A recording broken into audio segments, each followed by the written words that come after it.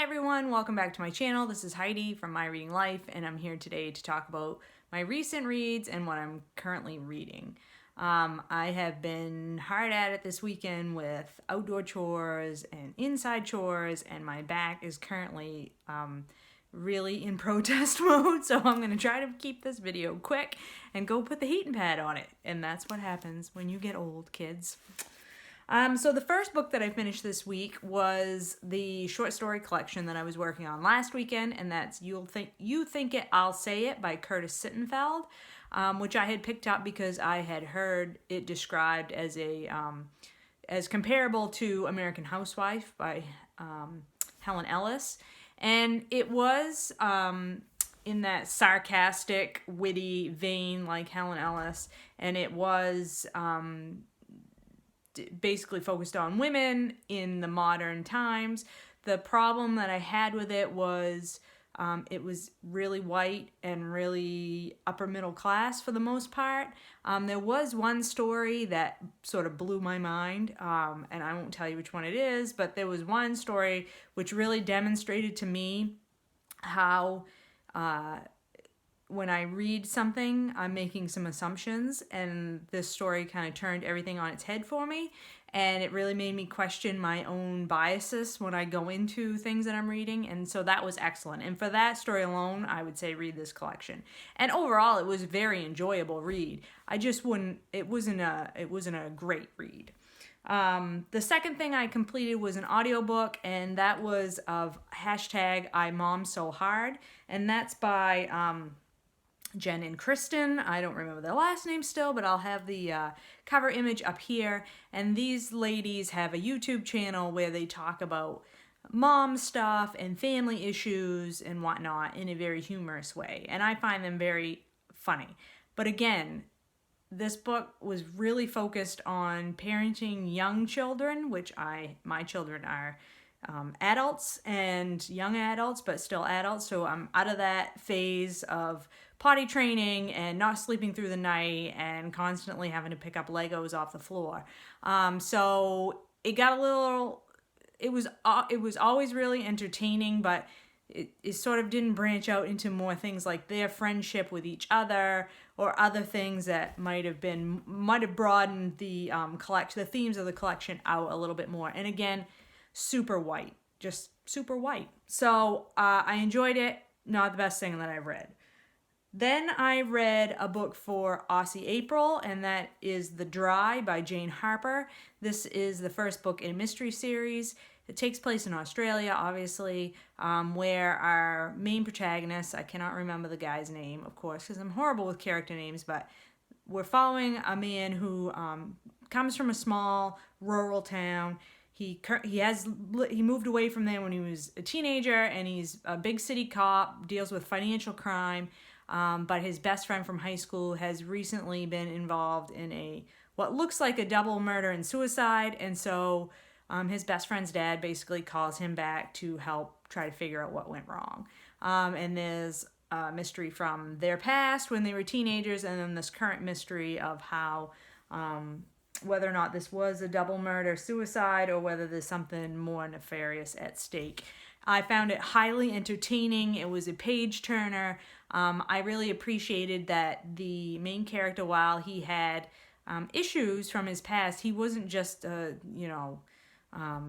depressed, morbid, just hates everyone kind of person like you often find in these sort of beginning of a mystery series.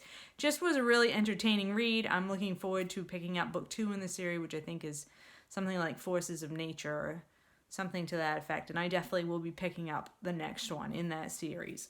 And then, my friends, I finally finished it. I finally got through Portrait of an Artist as a Young Man by James Joyce. I hated this book. It was complete and utter chore to read throughout. It was a slog. I am not interested in... Stephen Dedalus, who's the main character. This book is written in a stream of consciousness style from when Stephen Dedalus is a very young child all the way through his university years, and him basically trying to figure out lots of things about himself, so we're in his head all the time, and he just is an obnoxious, stuck-up, pretentious person. And I just did not like him one little bit, and I found all of his pontificating just completely obnoxious. There's one whole chapter that is basically one big fire and brimstone sermon. That was a chore to get through. The last chapter, though, was the worst, because this is where Stephen Dedalus is basically making his decisions about what he's going to do with the rest of his life. And he's just such a stick in the mud. Oh my God. He just finds enjoyment in nothing. So, I mean, yes, James Joyce, good writer, whatever, but I don't know. I guess as an example of the stream of consciousness style, I get it. This book starts out in the third person, and by the time you get to the end, it's in first person, which, mirrors the journey that Stephen goes on from a small child all the way up to a thinking grown-up, where he's making decisions for his own life and all that, whatever. The only thing that made this at all enjoyable to me was that the guys over at Strip Cover Lit recently did a video series where they went after every chapter of this book. They did a video and they discussed it, and then did a sort of wrap up and review video at the end. And I very much enjoyed watching those videos. As I finished each chapter, I watched those videos, and listening to their discussion about each chapter really helped me cement my thoughts and help me understand in a lot of cases, because in some cases I didn't even know what Joyce was trying to talk about. So along with the footnotes, which I read every single footnote, and let me just show you in my edition, which is the Penguin 20th Century Classics edition of this book, this much of the book is the footnotes. And I read every single one of the footnotes, people, as we went through all of this. And I really made the attempt to understand this book. I really did. And I am glad to check it off my list, but I did not enjoy the experience of it. And I can't see myself picking up any James Joyce in the future. The only other thing that I've completed, and it's just that I want to point out something to you from a magazine that I think you might be interested in, is I haven't talked in a while about my reading of the Atlantic magazine.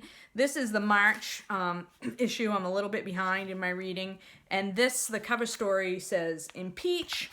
It's time for Congress to judge the president's fitness to serve," by Yanni Applebaum. And so this is what does it say?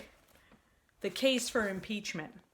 And this is the cover article of this particular issue of the magazine, and it's probably about 10 pages long.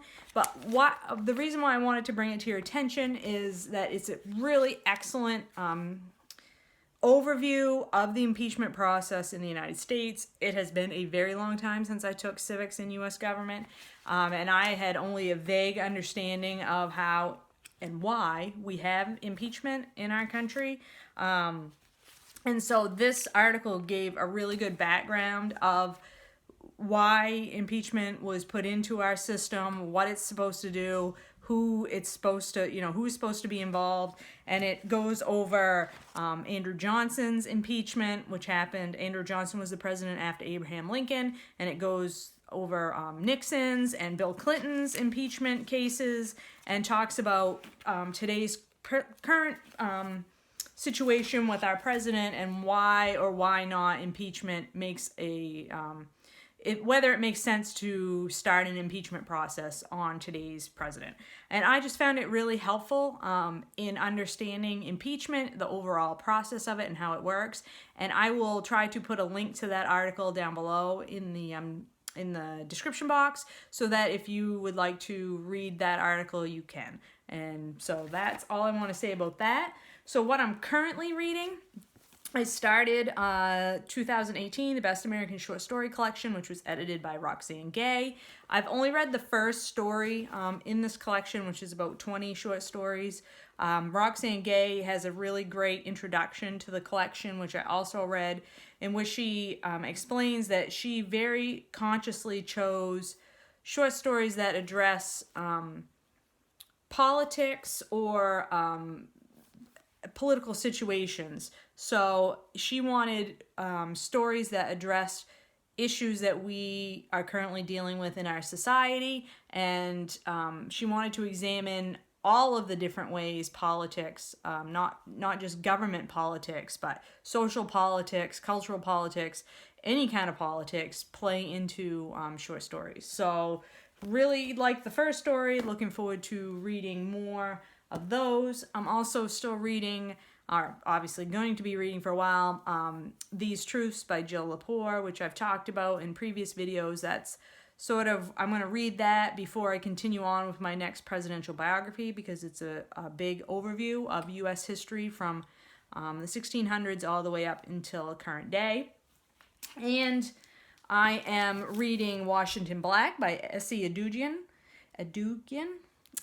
This book I picked up because it is on the BookTube prize list. It's currently still in the contest in the quarterfinals, and it's also I think it was chosen for the women's prize this year. It's been up for many prizes. It's historical fiction.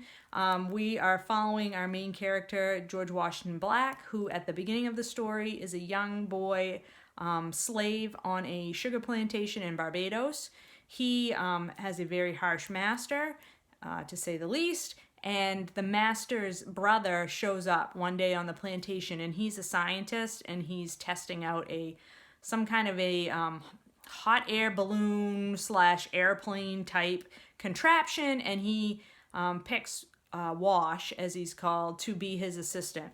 And it's all about Wash's relationship with Titch, which is the brother's name, and they leave the plantation and basically begin this journey to all different sorts of places on the earth.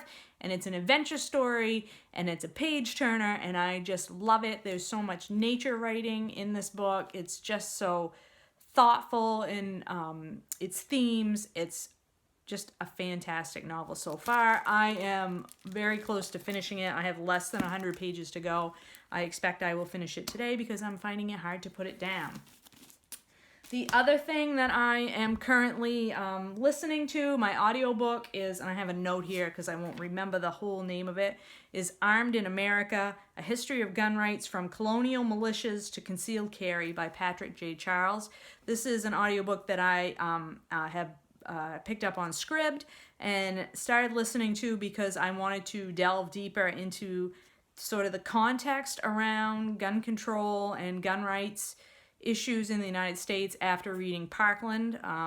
This book is it's 12 hours and 43 minutes on audio. I'm in the 3rd chapter of it, and I've already learned a tremendous amount about the Second Amendment and the history of the sort of push-pull between gun rights and gun control issues in the United States. And it's just simply fascinating and really should be required reading for probably anybody in America these days.